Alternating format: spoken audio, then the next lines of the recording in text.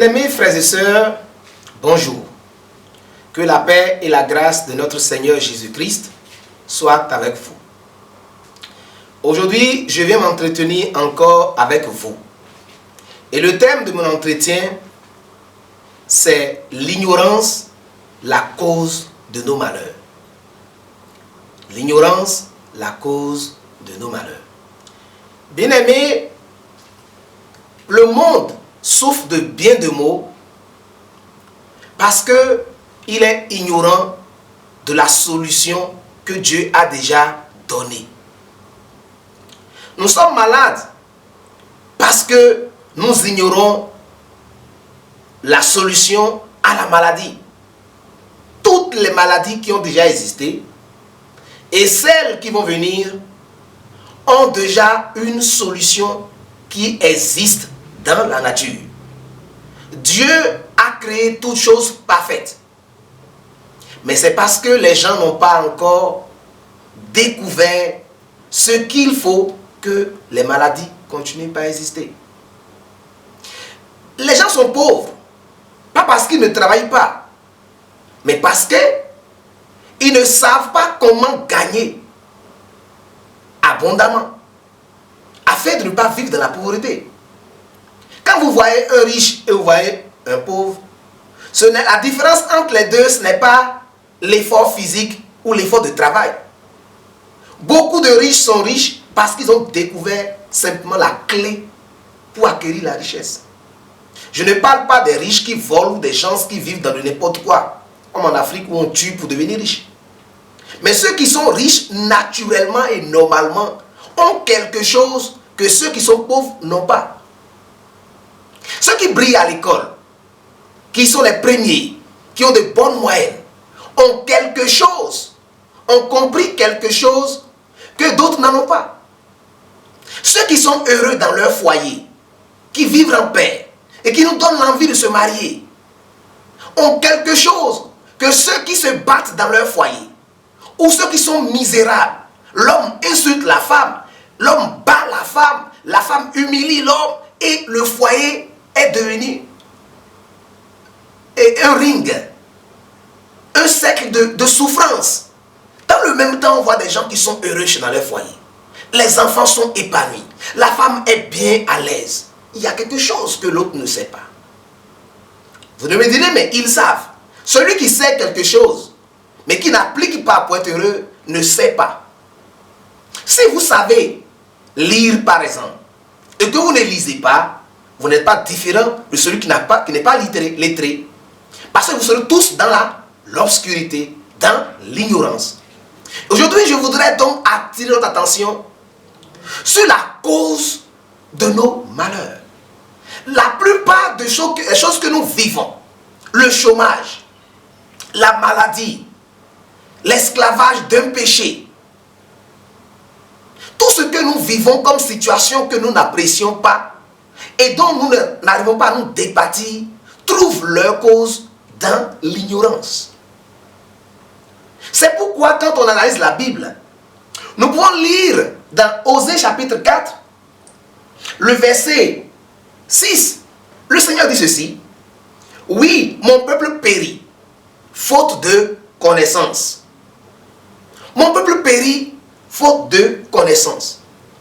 Périt ici, il souffre, il se meurt. Les gens sont pauvres et pourtant, la Bible dit dans Agé 2, verset 8, que l'or et l'argent m'appartiennent. Comment le Dieu qui a créé le ciel et la terre, Somme 24 dit que tout ce qui est sur la terre lui appartient. Mais comment se fait-il que la plupart des chrétiens sont des misérables, sont pauvres? En tout cas, les chrétiens en Afrique, la pauvreté est ambiante. On n'arrive pas à manger à notre faim. On n'arrive pas à porter les habits qu'on peut. On n'arrive pas à payer le loyer. On n'arrive pas à se construire une maison. Et les païens, ceux qui ne croient pas en Jésus-Christ, ne croient pas en Dieu, ils ont tout. Parfois, nous les envions. Alors qu'ils ne volent pas. D'autres ne volent pas. Les païens qui ne volent pas. Pourquoi le païen qui n'a pas Dieu a l'essentiel pour vivre et le chrétien n'a pas l'essentiel?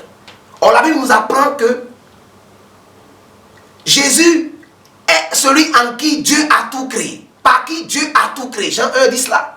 Au commencement était la parole. La parole était avec Dieu. La parole était Dieu. Tout ce qui existe a été fait par la parole, par Christ. Je ne veux pas comprendre que Christ a tout et que ses enfants, ceux qui sont faits à son image, n'ont rien. Il a dit, vous serez à la tête. Il a dit aux enfants d'Abraham, vous serez à la tête et non à la queue. Vous allez, et ceux qui décident, les décideurs, les influenceurs, c'est vous qui allez gouverner, régner. Et pourtant aujourd'hui, la plupart des chrétiens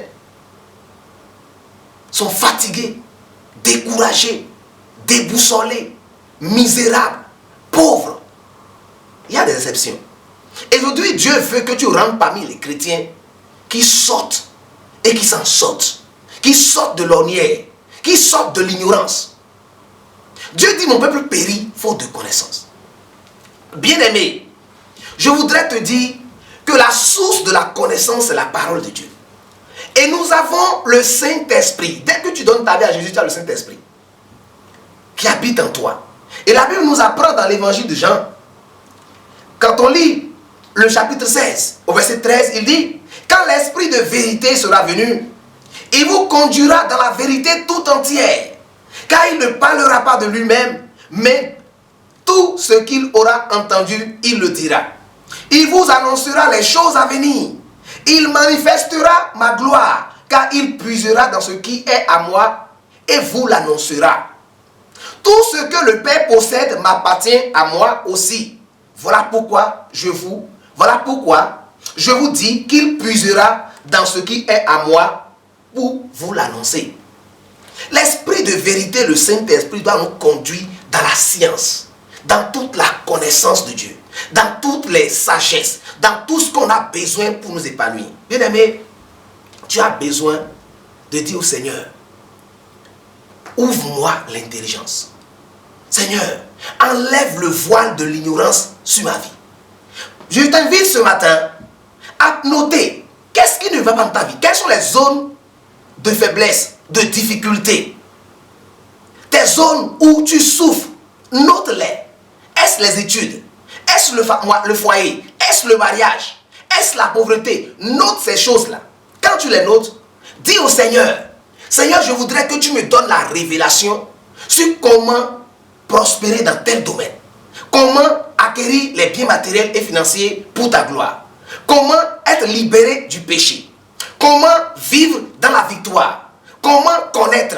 Comment réussir son mariage. Comment bien éduquer les enfants. Tous les comment. Toutes choses qui commencent à comment demandent une connaissance. Demandent une révélation. Bien-aimé, si tu ne te lèves pas pour chercher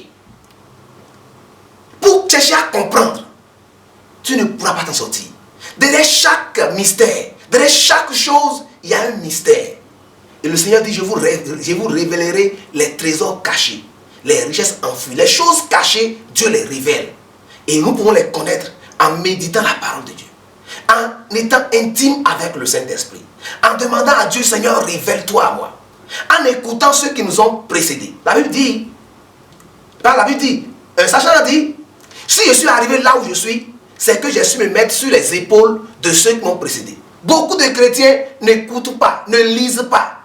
Si tu veux comprendre quelque chose, tu dois chercher à voir ceux qui t'ont précédé. Les grands prédicateurs, tu veux être un bon évangéliste. Il faut lire les livres des grands évangélistes. Tu veux faire un ministère de miracles ou guérir. Il faut suivre ceux qui ont déjà passé par là. Comment ils ont fait. Bien aimé, il y a plein de choses qu'on pourrait dire. Tu veux avoir un foyer heureux, cherche à lire des livres qui en parlent. Cherche à écouter des pasteurs, des hommes de Dieu qui en parlent. Je voudrais t'encourager à sortir de l'ignorance, à chercher le Saint-Esprit, à l'écouter, à prier, à te cultiver en lisant des livres. Même si tu es bishop, tu peux encore évoluer, tu peux encore te cultiver. Que Dieu te bénisse. Seigneur, merci pour ce message qui nous appelle à chercher à comprendre, à lire ta parole, à nous cultiver. Aide chacun à se cultiver et à honorer ton nom et sortir de l'ornière, sortir des malheurs au nom de Jésus-Christ. Amen.